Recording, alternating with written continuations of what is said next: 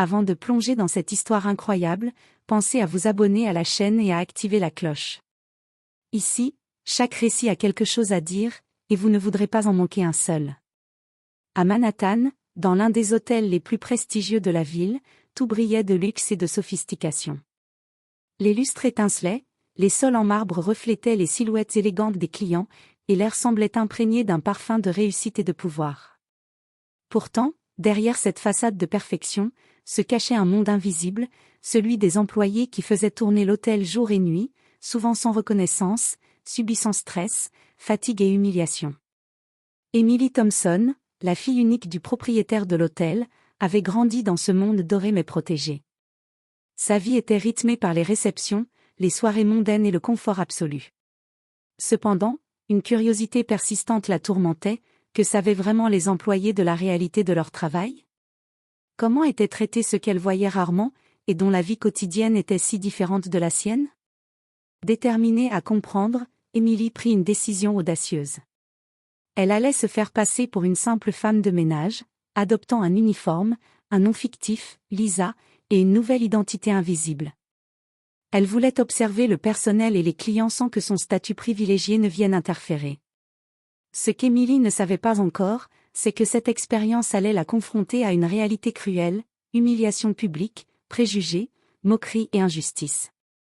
Elle allait découvrir combien il est difficile de garder sa dignité lorsqu'on est perçu comme inférieur, même pour quelques heures. Et dans cette immersion, elle apprendrait une leçon que ni l'argent ni le pouvoir ne pouvaient lui enseigner: le respect et l'humilité se méritent, et parfois, il faut toucher le fond pour comprendre la valeur des autres. Le matin se leva sur Manhattan avec un ciel clair et lumineux, mais Emily Thompson n'avait aucunement l'intention de profiter de la vue. Elle se tenait dans la petite chambre de service réservée au personnel, observant son reflet dans le miroir. Son uniforme de femme de ménage était parfaitement ajusté, ses cheveux attachés en un chignon strict, et son visage à peine maquillé.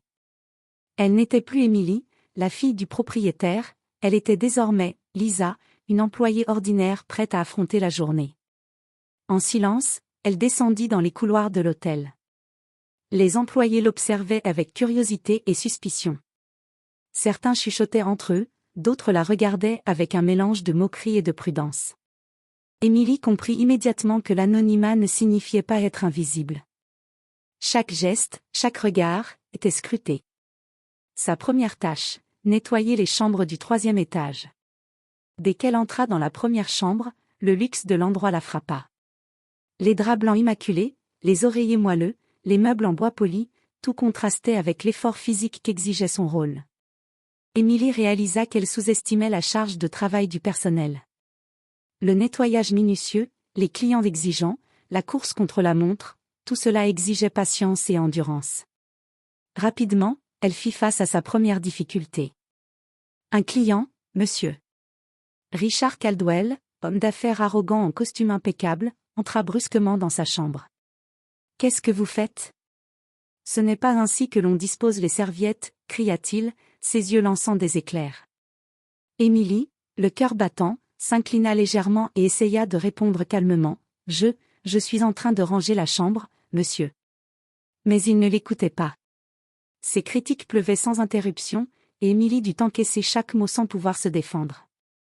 Elle comprit alors que l'humiliation ne venait pas seulement du statut social, mais de la façon dont certains clients imposaient leur pouvoir, traitant les employés comme des objets plutôt que des êtres humains. À travers ce premier contact, Emily ressentit un mélange inattendu, frustration, peur et une profonde empathie pour ceux qui vivaient cela quotidiennement. Elle réalisa que son expérience, bien que volontaire, lui enseignait une leçon précieuse sur la résilience et l'humilité. Le 2e étage de l'hôtel était plus fréquenté que le 3e. Emily, toujours sous le nom de Lisa, s'attela à ses tâches avec concentration. Elle pensait pouvoir passer inaperçue, mais très vite, elle se heurta à la dure réalité de son rôle. Un client, monsieur Richard Caldwell, avait réservé la suite présidentielle. Dès qu'elle entra dans la pièce pour la nettoyer, il était déjà là, debout près de la fenêtre, un verre de whisky à la main et un regard de mécontentement. « Vous osez entrer ici sans permission ?» lança-t-il, son ton glaçant. Emily essaya de garder son calme. « Je suis chargée de nettoyer la chambre, monsieur. » commença-t-elle timidement. Mais ces mots furent ignorés. Caldwell pointa du doigt un coussin légèrement décalé sur le canapé. Ceci n'est pas acceptable. Vous devez suivre les instructions à la lettre. Il commença alors à la réprimander devant le personnel de l'étage et d'autres clients qui passaient par le couloir. Sa voix, forte et autoritaire, résonnait dans tout le hall.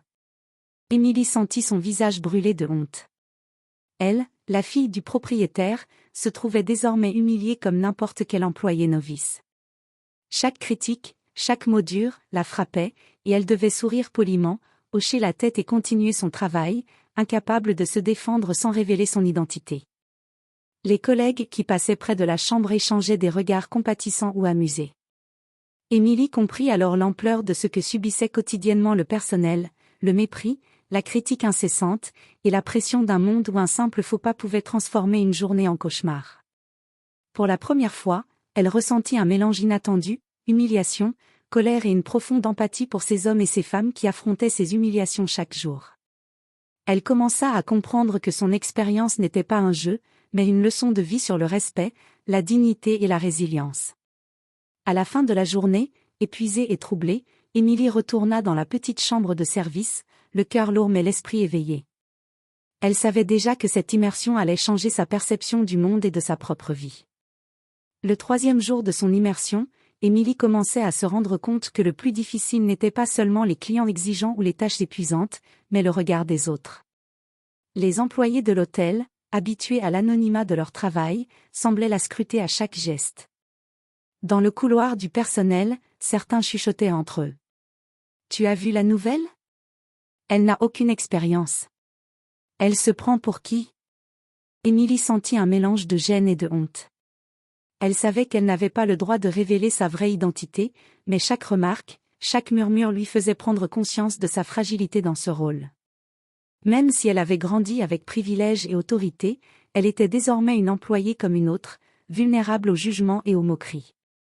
Lorsqu'elle entra dans une chambre à nettoyer, une collègue, Sandra, la plus expérimentée du service, l'observa longuement. « Tu n'as jamais fait ça avant, hein ?» dit-elle avec un léger sourire moqueur. Emily hocha la tête, incapable de mentir davantage. La collègue secoua la tête, mais ne dit rien de plus. Malgré la gêne, Emily sentit naître un respect silencieux pour ces femmes et hommes qui, chaque jour, devaient faire preuve de patience et de discrétion dans un environnement où la moindre erreur pouvait attirer critiques et humiliation. Dans la salle de pause, Emily s'assit seule sur une chaise, mangeant rapidement un sandwich froid. Les autres employés étaient déjà regroupés, riant et partageant des anecdotes, certains la regardant furtivement. Elle se rendit compte qu'être invisible était un exercice difficile, chaque action était observée, chaque geste jugé. Même ses pauses, si anodines pour elle auparavant, devenaient un moment d'anxiété. Emily comprit aussi que l'hôtel n'était pas seulement un lieu de travail pour ses employés, c'était un champ de bataille silencieux, où chaque jour ils devaient lutter pour conserver leur dignité face aux clients arrogants et aux collègues parfois impitoyables. Et elle, par sa simple présence déguisée, perturbait cet équilibre fragile.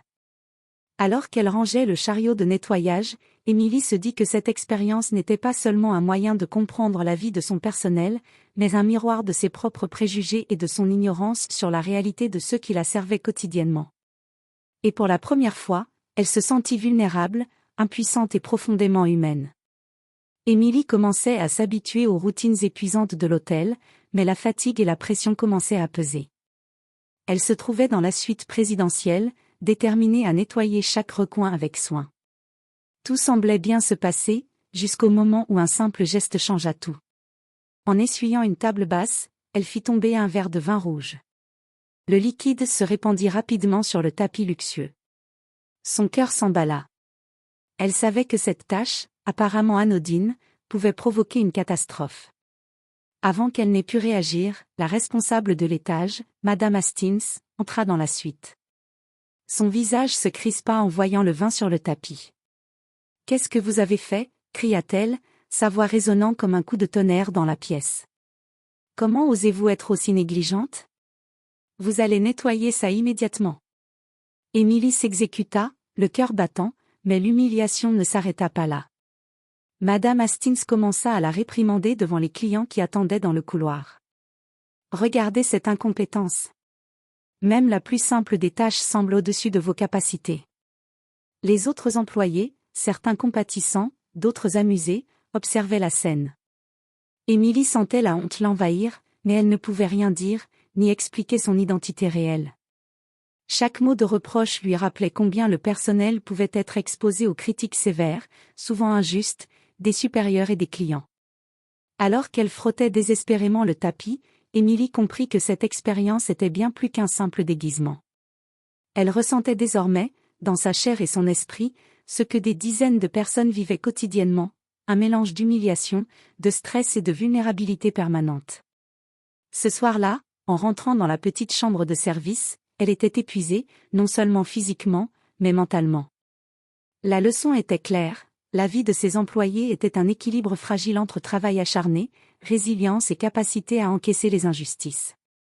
Et pour Émilie, ce simple incident venait de devenir l'un des moments les plus révélateurs de sa vie. Le 5e jour, Émilie commençait à sentir le poids de son immersion. La fatigue physique s'accompagnait maintenant d'une lourde fatigue mentale. Chaque sourire forcé, chaque geste précis et chaque regard discret devenait un effort constant. Elle réalisait que la véritable difficulté n'était pas seulement de travailler dur, mais de rester invisible et silencieuse, sans jamais pouvoir se défendre ou demander reconnaissance. Pendant sa pause, elle s'installa dans la petite réserve du personnel, à l'écart des rires et des conversations des autres employés. L'air y était étouffant, chargé de l'odeur du produit nettoyant et du café froid. Elle s'assit sur une chaise usée, mangeant rapidement un sandwich et observant les couloirs. Le contraste entre sa vie d'héritière privilégiée et ce monde isolé était frappant. Là où elle avait toujours été protégée, ici, elle devait tout affronter seule. Les autres employés passaient à côté d'elle, certains la saluant à peine, d'autres jetant des regards suspicieux. Émilie comprit que la solitude n'était pas seulement physique, mais sociale et émotionnelle. Être perçue comme inférieure, même temporairement, isolait instantanément quelqu'un. Et dans cette position, chaque erreur pouvait être amplifiée, chaque faux pas jugé sévèrement. Elle repensa à tous les moments où elle avait ignoré ou jugé rapidement le personnel de son hôtel. Combien de fois avait-elle pris pour acquis leur patience, leur professionnalisme, leur résilience? Maintenant, elle ressentait la lourdeur de ces journées invisibles, le stress constant de devoir rester impeccable tout en encaissant critiques et humiliations. Pour la première fois, Émilie éprouva une réelle empathie pour ces hommes et femmes qui, jour après jour, affrontaient cette solitude et ces humiliations sans jamais se plaindre. Elle comprit que le respect et la dignité ne sont pas des acquis, mais des combats silencieux que beaucoup mènent chaque jour. Cette réflexion devint pour Émilie une révélation intérieure, son expérience n'était pas un simple jeu d'observation. Elle apprenait, dans la douleur et la solitude, la valeur de l'humilité et l'importance de traiter chaque personne avec respect, indépendamment de son rôle ou de son statut. Un matin, alors qu'Émilie s'attaquait à l'étage des suites exécutives, elle fut appelée pour aider à préparer une chambre pour un client spécial, Monsieur James Harrison, un homme d'affaires connu pour son calme et son respect des autres. Contrairement aux clients précédents, Harrison n'avait pas un regard critique ni un ton autoritaire, il semblait observé, attentif et humain. Alors qu'Émilie arrangeait les oreillers et passait le chiffon sur les meubles, Harrison entra dans la chambre. Elle s'attendait au pire, mais à sa grande surprise, il sourit légèrement et dit « Vous faites un travail remarquable. Je sais que ce n'est pas facile. » Émilie, déconcertée et presque émue, répondit par un simple « Merci, monsieur ». Elle sentit un poids se lever de ses épaules. Pour la première fois, quelqu'un voyait son effort, sans jugement ni critique inutile. Ils discutèrent quelques minutes, Harrison posant des questions simples sur le travail et la vie dans l'hôtel, mais toujours avec respect. Émilie se surprit à lui répondre honnêtement, décrivant brièvement la difficulté de certaines tâches et la pression constante des clients exigeants. Harrison hocha la tête, compréhensif, et ajouta « Ce que vous faites est important. Sans des personnes comme vous, cet hôtel ne serait rien. » Cette rencontre marqua un tournant pour Émilie. Elle comprit que, même dans un monde où le mépris et l'humiliation semblaient dominer, il existait des clients capables de respect et de reconnaissance. La gentillesse et la considération, même exprimées par un simple sourire ou un mot aimable, avaient le pouvoir de redonner confiance et motivation. En terminant sa tâche dans cette suite, Émilie sentit une chaleur inhabituelle dans son cœur. Elle comprit que son expérience n'était pas seulement une leçon de souffrance et d'humiliation, mais aussi une opportunité de découvrir la bonté et l'humanité qui existaient même dans les environnements les plus exigeants. Pour la première fois depuis le début de son immersion, Émilie sortit d'une chambre avec un sourire sincère, consciente que toutes les leçons qu'elle recevait bonnes ou mauvaises forgeaient sa compréhension de la vie et des autres. Quelques jours plus tard, Émilie était chargée de nettoyer les chambres d'un étage réservé aux clients VIP. Tout semblait se passer calmement jusqu'à l'arrivée de l'un d'eux, un homme visiblement ivre, Monsieur Thomas Whitman, qui titubait dans le couloir avant d'entrer brusquement dans la suite qu'Émilie venait de préparer. Sans même prendre le temps de regarder autour de lui, Whitman pointa un vase posé sur une table et hurla : « Vous avez volé ceci. Rendez-le-moi tout de suite. » Émilie, choquée et tremblante, tenta de protester : « Monsieur, je n'ai rien pris, je vous assure. » Mais ces mots furent écrasés par la colère de l'homme. Il commença à l'humilier devant le personnel qui passait par le couloir et devant les autres clients qui attendaient dans le hall. « Vous êtes une incompétente. Comment osez-vous travailler ici ? » Émilie sentit son visage brûler de honte. Elle n'avait jamais été traitée de cette manière dans sa vie de privilégiée, et elle dut encaisser chaque mot sans pouvoir expliquer qu'elle n'était pas vraiment une employée ordinaire. Alors qu'elle essayait de récupérer calmement le vase, ses mains tremblaient. Chaque geste semblait amplifié sous le regard méprisant de Whitman et les chuchotements du personnel. Émilie comprit que la vie de ceux qui travaillent dans l'hôtel était un combat constant contre l'injustice et la vulnérabilité. Une simple erreur, réelle ou inventée, pouvait déclencher une humiliation publique dévastatrice. À ce moment-là, Émilie ressentit pleinement la solitude et la fragilité de son rôle. Elle comprit combien il fallait de courage pour continuer à travailler avec dignité, même lorsque le monde entier semblait s'acharner contre soi. Cette expérience douloureuse renforça en elle l'empathie et la conscience de la réalité quotidienne du personnel. Quand l'homme ivre fut finalement raccompagné par la sécurité, Émilie resta quelques minutes à respirer profondément, essayant de calmer son cœur et de reprendre contenance.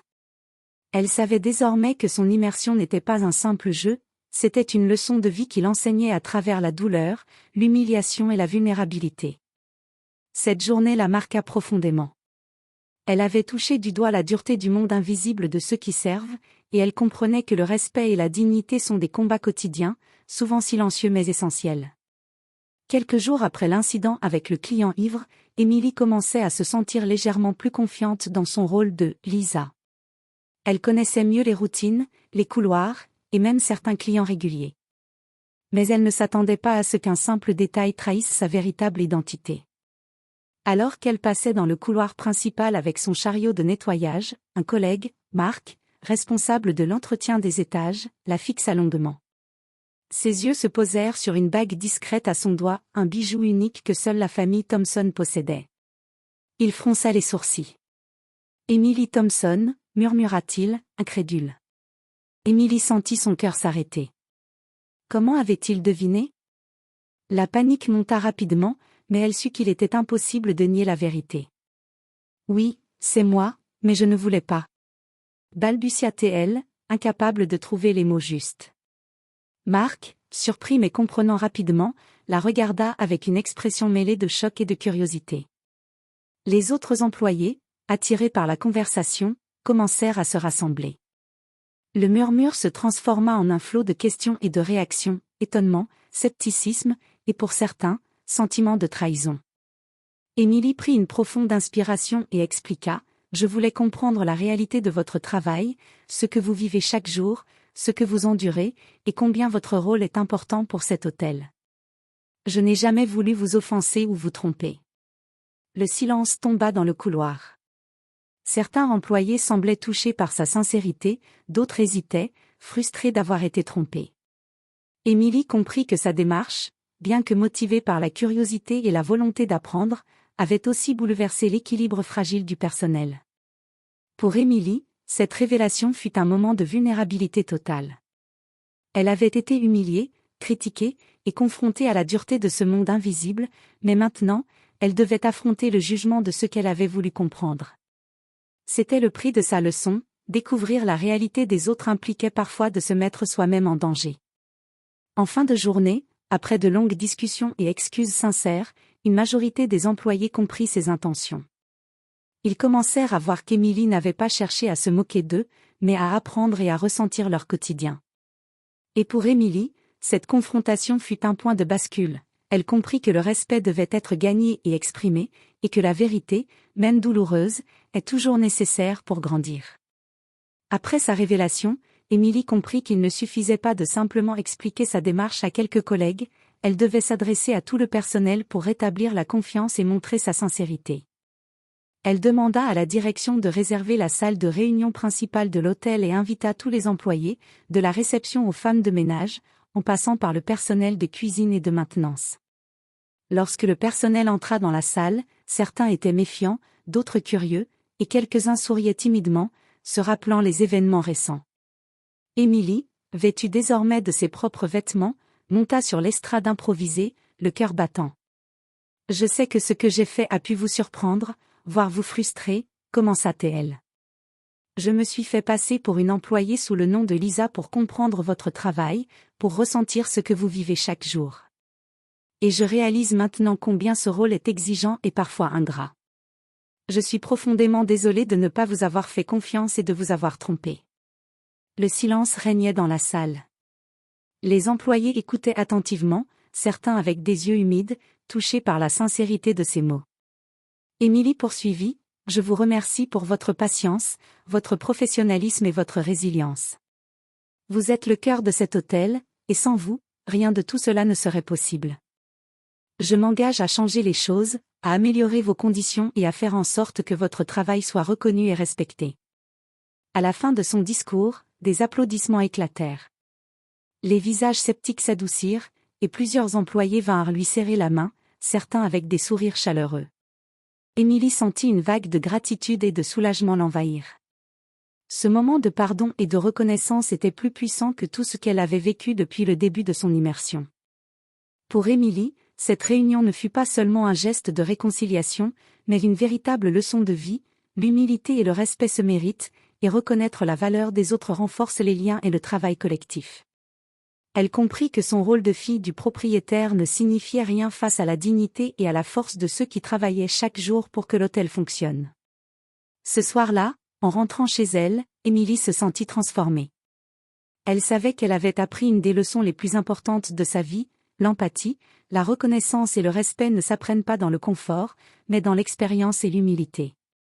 Les semaines suivantes, Émilie ne se contenta pas de paroles, elle passa à l'action. Elle réorganisa certaines procédures de l'hôtel pour améliorer le quotidien des employés, créa des programmes de formation et de reconnaissance, et instaura des moments réguliers où le personnel pouvait exprimer leurs besoins et suggestions sans crainte. Chaque initiative reflétait la leçon qu'elle avait apprise au cours de son immersion, le respect et la dignité ne sont pas des privilèges, mais des droits fondamentaux. Les employés, qui l'avaient d'abord observé avec méfiance, commencèrent à voir la sincérité de ses efforts. Les sourires se multiplièrent dans les couloirs, les compliments se firent plus fréquents, et un esprit de collaboration s'installa. Émilie avait non seulement transformé sa propre perception, mais aussi celle de tout l'hôtel. Pour elle, cette expérience avait été bien plus qu'un simple jeu ou une curiosité, elle avait touché la réalité de ceux qui travaillent dans l'ombre, confronté l'humiliation et la fatigue, et appris à respecter pleinement chaque effort. La fille du propriétaire n'était plus seulement une héritière privilégiée, elle était devenue une alliée et une défenseur du personnel, capable de comprendre et d'agir avec empathie. Un soir, en observant les couloirs de l'hôtel depuis le balcon de son bureau, Émilie repensa à chaque moment difficile, chaque critique injuste et chaque humiliation qu'elle avait subie. Elle sourit doucement, consciente que ces expériences, aussi douloureuses soient-elles, avaient façonné sa maturité et sa compréhension du monde. La leçon était claire, la véritable richesse ne réside pas seulement dans l'argent ou le pouvoir, mais dans la capacité à reconnaître et respecter la dignité des autres. Émilie savait qu'elle ne verrait plus jamais son hôtel, son personnel, ni sa propre vie de la même manière. Et dans ce silence rempli de lumière et de gratitude, elle comprit enfin que chaque personne, quelle que soit sa position, mérite respect, reconnaissance et humanité.